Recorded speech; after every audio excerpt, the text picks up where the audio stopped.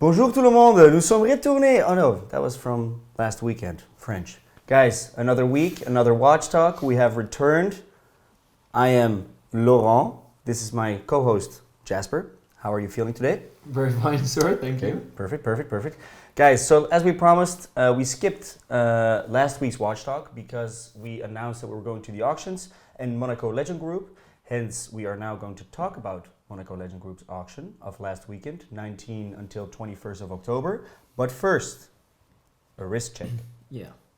KOV. Well, I brought a keepsake from this spectacular weekend. Stunning. A 2526 executed in pink gold that I purchased during the auction, but make no mistake, it wasn't on the auction. So one of the benefits to going to these weekends is you meet a lot of people. Colleagues, other dealers, collectors from all over the world, clients, they come all together to check out these watches, to check out the market, to get a feeling for what's hot. And for sure, Patek Philippe was performing pretty well. And I bought this watch prior to the auction during the viewing from a good friend of mine, Serjan, World Time on Instagram. So he was sitting right next to me and I was checking out the 2526 in the auction catalog, the Serpico Elino one. It's a spectacular watch. I really wanted to obtain this, and I tried my very best, but we couldn't make it. We couldn't make it work. For 240k all in, so it was a little bit too rich. But this watch was at a certain point owned by Andrea Foffi. I made a video with Foffi on my KOV channel, the collection review. Yes. One of the best watched ones. I think also very fun guy. We're talking about the 2526 in almost every video. It's one of our favorites. Hence, we subconsciously had to buy this one. Yeah, it's a very special watch. And this specific execution with the third generation dial is signed Serpico Elino, which is a retailer in Caracas. The case back is signed, the bracelet is signed, and the bracelet makes for an important part. We will see that later when we will discuss a specific Cartier. Exactly. But this watch was also, and I remember vividly seeing this watch, printed in the Davide Parmigiani's book of tailor-made watches that is right over there. I remember we were looking at the lots and we found that in the book. Exactly. Yeah. So I really wanted to obtain this watch, but actually I went for this watch prior to bidding on this, just to make sure I already had it covered, right? I already becoming the new owner of a 2526R, which is exceedingly more rare than the yellow gold one. Also, you can see this in the price. But this is a second generation dial. No Serpico Elino, but very, very beautiful with the double baked enamel still. Good perfect. Condition. And funnily enough, he was eyeing my 130 Patek Philippe in pink gold. Exactly. And we both liked each other's watch, and we were like, well, why not swap it out? Trade. Yeah. Which was a good deal, though. Was a good deal. Was a good deal. Not the only watch we traded outside of the auction, but with the people we see there, because obviously we know a lot of people there. Absolutely. And people tend to find us too, so we get watches offered when we walk around there. And so that's one of the great benefits, apart from, and then I'm going to stop my long you go ahead, long King. story, apart from maybe put the comment. Oh yeah, that I'm always agreeing with. Put the comment please in the picture that yes sir, sleepless nights over. I lost a lot of sleep, man. You really hit me. So apart from checking out these watches and gaining a lot of knowledge and experience through other dealers too, but mainly by handling these watches that some of them you will rarely ever have in your hands. Absolutely. On that note, also the 130 was a gem in our collection. Mm-hmm. Like, it's not something we were super excited to sell. It was a great piece. It was a good deal. And I think in that way we both found a new watch that we're happy to switch around. Yeah. Well, staying on the pink gold Patek, so again 2526 that we sold was a pink gold, that we bought was a pink gold. The Serpico Elino was a pink gold one. Went to a gentleman, that was also very fun, a British gentleman. Yeah. Who was wearing it the day after, so on Sunday he was walking around the auction. I saw him and he was checking into the hotel next to us, wearing a 2499 on his right wrist and a 1518 on his left wrist. Crazy. So I definitely find the right buyer. It was a collector, and we had a nice chat with him too. Absolutely. And I congratulated him on beating me, getting this 2526. Yeah. But I'm not. Let's say I don't feel any jealousy because it's going to a good home. Absolutely. Yeah, it found a good buyer, so it was great, full circle. He was a good collector. But most importantly was the 2438, one of the top lots that you can see here. It was the very final lot. It ended up being the highest sold lot on that auction. All in, yeah, Yeah. 1.2, slightly over 1.2 million. 1.222. For a very unique configuration that we truly admired and enjoyed, Absolutely. and that we have a special relation to. Yes. But Great watch. that's all we'll say for now. So what I'm wearing is one of my favorites. Let the boss talk, please. Sorry. Let So the can I boss- please, can I say something? Yes, sure. So what I'm wearing right now is our Day Date in Tiffany. I love this dial. It's great condition. Beautiful, beautiful color. One of our favorites in the collection we have right now. We still have a few Stellas. Yeah, We and we have a introduced couple coming. Yeah, we introduced a red one yesterday on the Mhm. website. Love this color. One of my favorites. Gonna be wearing that for a while right now. Be promoting it on the Mr. Tudor page and enjoying it. Yeah, the color is spectacular. Absolutely. By the way, also, by the time this airs, this episode, Yes. I just uploaded a Stella Dial KOV video. That'll be coming online this week. Yes, Yeah. and that is something with some of the most amazing footage of these dials shot Including by this our own one. Dario, including this one. And if you see this video and the colors and the vivid pigments, you will definitely fall in love with Stellas and you want to buy one. So make sure you check that out if you haven't already.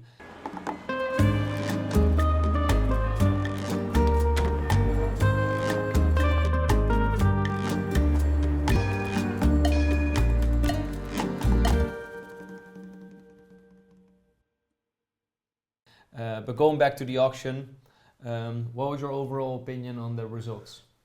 Well, I love the Monaco Legend auction. We always have a lot of fun on the side of the auction as well. Yeah, A it's lot of also people- important. It is to have very the fun. important. And Because the Geneva auctions are slightly boring. they're more Also corporate. maybe- More they're a corporate vibe, I yeah. find. Also because that's something that is more appreciated, I think, by the clientele of Christie's and Sotheby's and Antiquorum in a lesser extent, I Yeah, would say. Yeah. But the main difference there, and sorry for interrupting you No, again, no, no, the go main ahead. difference there is that Monaco Legend Group auction is timepieces only, Yeah, whilst true. the other ones, they have a timepiece Jewelry. department, Yeah. right? Which is relatively small if you compare it to art or the cars department Absolutely. with Sotheby's, for example. So that what makes these auctions in Monaco more dense, Interactive.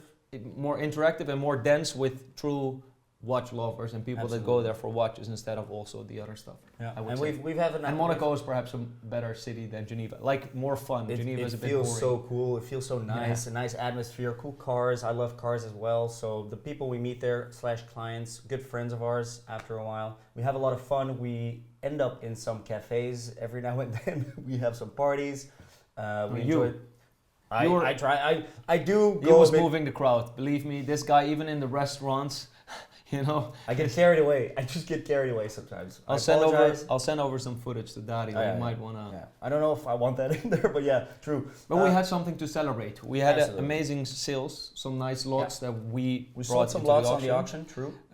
Very nice examples. We cannot disclose all of them, No. but one of them being the brand that was most imported in this auction, most prevalent at Yes. least, Absolutely. which was Cartier. The one we brought in was the Tank Cintré that was an fetched amazing watch. a Yeah. reasonable 84,500 Cette all ligne. in. Yes. We, Yes. Oui. En effet. no, set is 7, it's 9. No, It's neuf. neuf lignes. Exactly. So the neuf largest lignes. iteration. But going forward on the Cartier theme, Yeah. We also had the record-breaking bamboo. It was crazy. A white gold bamboo on a nice leather strap. Estimate Yeah. was like 30 to 30 to 60K. 30 to 60K. It went 10 times the low estimate. It was crazy. Yeah, but we still could expect a very spectacular result I because could expect 6 figures. Maybe, the in last a yellow crazy gold that world. sold was already like 90K, right? True. And I was on the phone with Johnson during the bidding, like on WhatsApp, and he's like, "Who's bidding against me? Who's bidding?" Yeah, he against was bidding me? on it. Yeah. True. who's in the room bidding against me? So it was fun to see, you know, Yeah. this interaction. Yeah. Of course, there are many online bidders, many phone bidders, but this result was 340K all in. through the roof. It's amazing. We were all blown away. It was a cool lot to see.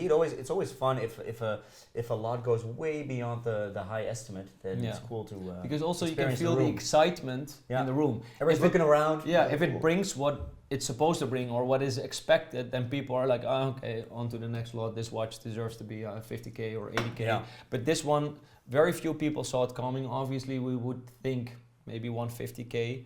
considering the other one sold That for... that would be tough for me. I was telling people I think 120 or something. Now It's the crazy. biggest discrepancy in results for me was another white gold Cartier. Again, the white gold Cartiers are so prevalent, and I feel like it's also because of earlier generations of collectors. Of course, we have Seragnoli, the most important white metal Cartier collector. And I think this is like the heritage of him, also the studies he put out and the collection he obtained. And he set a trend inspired something, he inspired... So there were many Cartier collectors there also that highly praises his work and other mainly Italian collectors. But the biggest discrepancy was in lot number 51, which I have here, and in the first session, and number 289, both gondole horizontale. One selling for 48 all in, 48k, the other one selling for 325k. With one difference in the two watches. Which is the bracelet. The bracelet. Can So you somebody give me your opinion on why? Well, somebody paid 275,000 euros for a bracelet. And we're familiar with this watch, aren't we? This watch we got offered from back then Hong Kong. How long was this ago? Well, I'm not entirely sure because the gentleman who offered us this watch on Instagram didn't include the numbers on the case back, but it was for sure this configuration. So this bracelet and this case and dial. So perhaps it's might be a second one. Yes. But that was like closer to the other, like the asking price was closer to the other lot, which we agreed on. Unfortunately, logistics didn't make it easy to buy because it was overseas and stuff. So he ended up selling it locally to a Hong Kong dealer.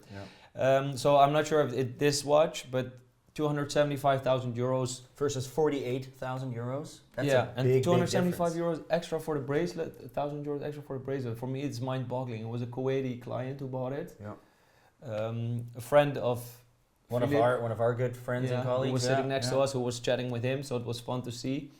But yeah, this was an astonishing result, and the whole audience was shocked with every bit it's going up. Like after 120k, everybody was already looking around. Like, with 100k, everybody was already clapping because it was such a solid result. And then at a certain point, it was just astonishing. People were looking around like, "What's going on here? What is this? It's crazy." I get like you said just now. We can definitely confirm and concur that Cartier is doing very well.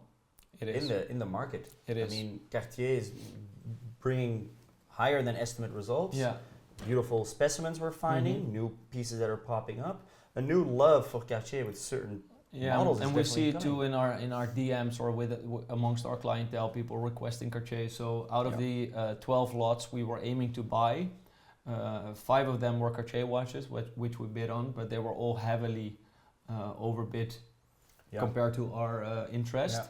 But we ended up only buying 1 lot on the auction. Yes, which most times we buy a little bit more in general. We try to. Yes, but we can definitely say that on this auction, lots did pretty well, and it was just not that interesting for us to maybe buy some. Yeah, well, it was hard. So we bought lot number 133, also a Serpico Lionel. Maybe I had to get this one because I lost out on the 2526 Serpico. It has something.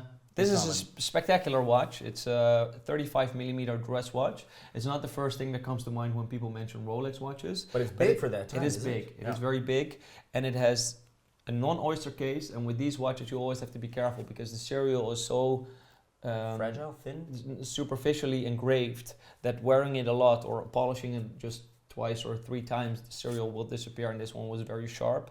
The dial aged to a very nice creamy color, and secondly, it still has the original mushroom crown. So all in all, a very spectacular watch. And on these auctions, you can always find some sleepers.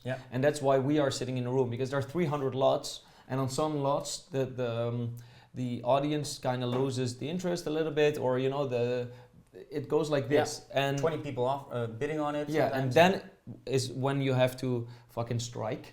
And we're happy to obtain this watch, so it will be in our collection soon. Yeah, absolutely. Nice color on the dial close as well. To 12,000 euros, which for me is a bargain, because there's I think only one available at the moment with Oren from the beautiful watch with the diamond markers.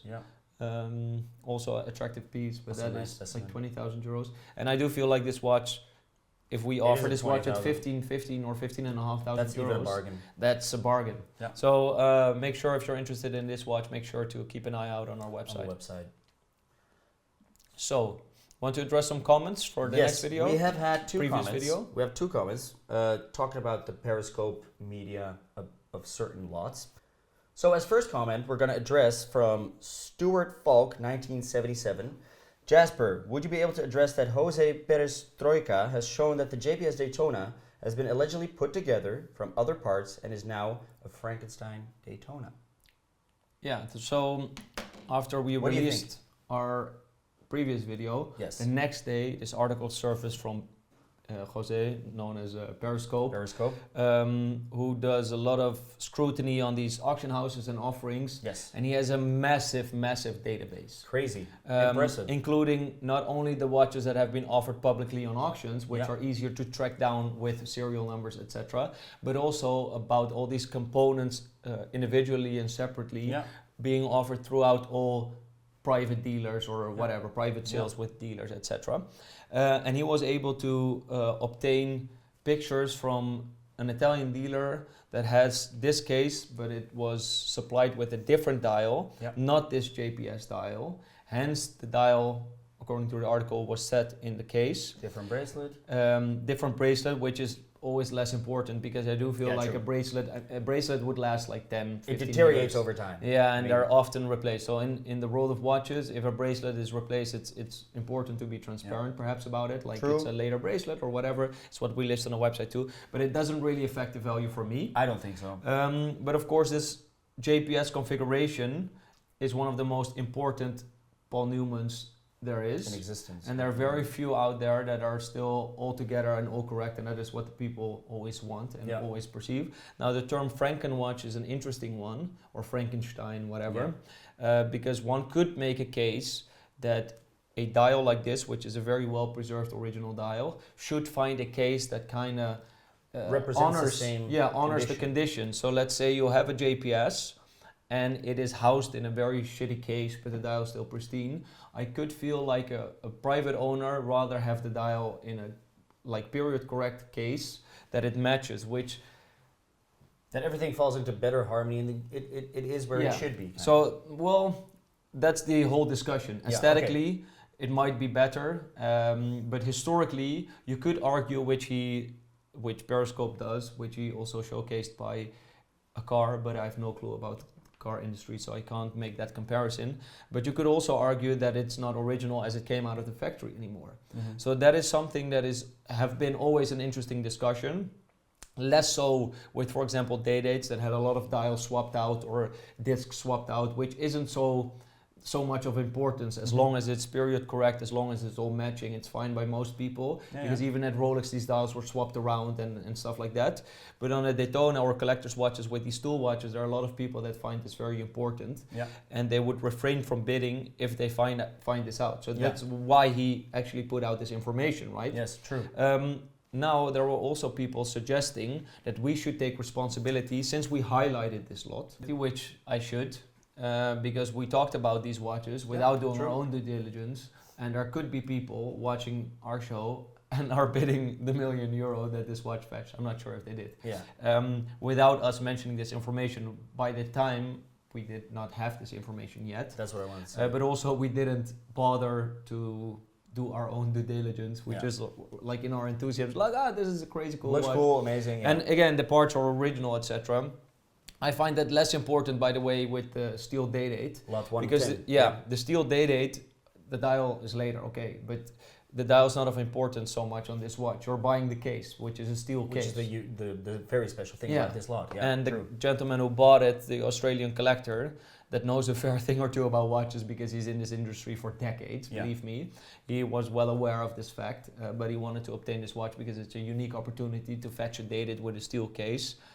So I think that is, in this watch, less important than it is with the Daytona, or by extension, the one with the Tiffany & Co. signed dial.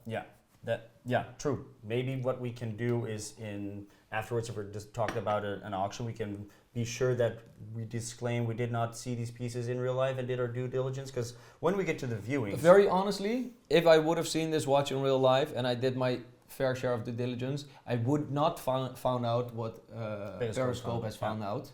It's just to be very honest. Yes, it's a huge database. That's crazy. It's crazy. Yeah, so in this case, he would beat me in terms of at least Reference information points. that he has, reference points. And with the data, it is less relevant again. And the Tiffany & Co. one is also an interesting Yeah, we piece. also got a comment about that, talk about that one. It says it's from EM Spicy. Thank you for another amazing video. I love all of this new regular content. Thank you. What would you say to Periscope's concerns about the Tiffany dial? I get that most vintage doesn't have box or papers, but without those documents from Rolex Tiffany, how can someone be sure that double signed dial is real? I love them, but have major anxiety around purchasing without some kind of proof, given how easy it seems to be to fake them. Yeah. How does one buy a naked Tiffany Rolex with confidence? This is such a circulus in probando because It's something we really stand behind. yeah, because Contradicts. I already made a video on my KOV channel, which this gentleman definitely needs to see, Yeah. because box and papers are there to distract people from the actual watch, because they will be like, oh, there's a box and papers with it, and which are way easier to fake. How easy is it to fake a box and paper from Tiffany? You can even duplicate the Tiffany stamp. Make it easy. So that's not the issue there, especially a box which isn't even, you know, corresponding to a specific watch. But even these papers, I made an elaborate video portraying why these papers have nothing to say about the originality, and it is mainly to get gullible buyers to buy these watches without doing their due diligence. Exactly. So this specifically Tiffany watches, or specifically a watch, you have to disregard the box and papers and look at the font, look at the period, look at the stamping. There are other Case, aspects you could look at, for example, import stamps or the jewels in the movement, this kind of stuff. Let's not say too much. Yeah, let's not say too much, because it will go too much into the in-depth. This information is better preserved with collectors. But this goes to show you that there are still people out there that unfortunately have the ignorance. Sorry to insult you, sir, because I appreciate the comment regarding our format. No, definitely. We need That's those. a nice compliment. But the ignorance to think that the box and papers will guarantee anything, because it mainly does the opposite. Exactly. I distrust the watch if it comes with box and papers. I would look closely. I would look 2, 3, 4 times at a watch instead of the box and papers, thinking or relieving my stress. The other way around. Same with cars. If we're talking about cars, if you buy a car on paper, you look at the flyer, you look at the most perfect pictures you've ever seen, and the dealer, retailer, and the car ends up being something completely different. In general, that could be. But I think I don't know anything about cars, but I think there's like a service history records with cars and shit, right? Yes, but if some people lose the service history, and then you can still look into the records of the actual car.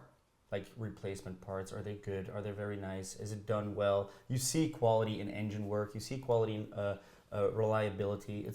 It's a different sector, but same like that. Don't ever go on certain factors you think are important with the product. The product speaks for itself, such as the watches. Fair play. So what lot was that? What I drive a shitty electric car, so I have no clue. Yeah, it's different in Amsterdam though. What lot was it? It was, I think, 148. Also, you can see by the result it didn't fetch a great price, 71 all in. But other than that, I think the result was on par. Very, very strong. And what I like, so there was a 96%. 96.6% sold, and that's quite high. 16 something as a total revenue. Million, yes. And again, this catalog is mainly built up with vintage watches, which is also, for me, something that attracts me way more than a lot of other auction houses. Specific sector, yeah. That also incorporate a lot of modern watches. Many middle of the mall stuff is being traded there. Some also modern watches independent, which is nice to see, but it's something that I personally do not very much appreciate as much as I do with vintage. So this auction lot consisted of a lot of strong vintage lots, which I like a lot. And this result showcases the strong market for vintage and quality, because quality is always very important. You can also compare it to other auction house that starts with an A that has very low quality. And also if you compare it to the sell rate, you can see it's totally different. So this shows still the strong interest of the vintage market and watches in specific. For sure, I agree. The vintage market is doing good. It's being strong. It's being appreciated by a larger crowd compared to more than 5 years ago. I'm excited to see where it will go. And then, watches did well. Auction was fun. A lot of fun times. Saw a lot of friends. We'll be seeing them soon except for you, you're not joining us to Geneva. Yeah. Geneva Auction Week. Yeah. So Sotheby's will be hammering a lot of important Pateks.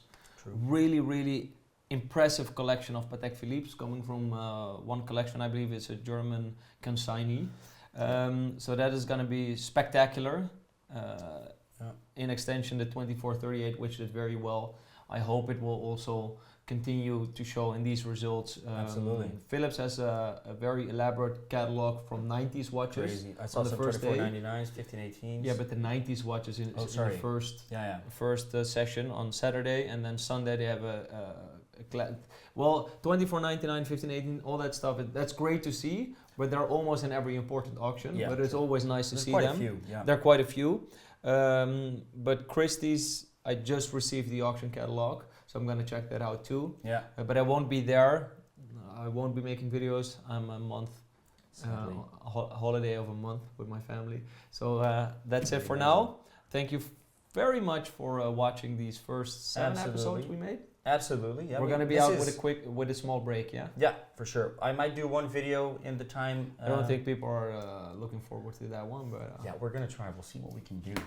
Guys, thank you so much, and ladies, thank you so much for watching. Hope you enjoyed this episode talking about the lots. Stay tuned. Keep leaving comments. Subscribe. Give it a thumbs up if you liked it, and we'll see you soon. thank you.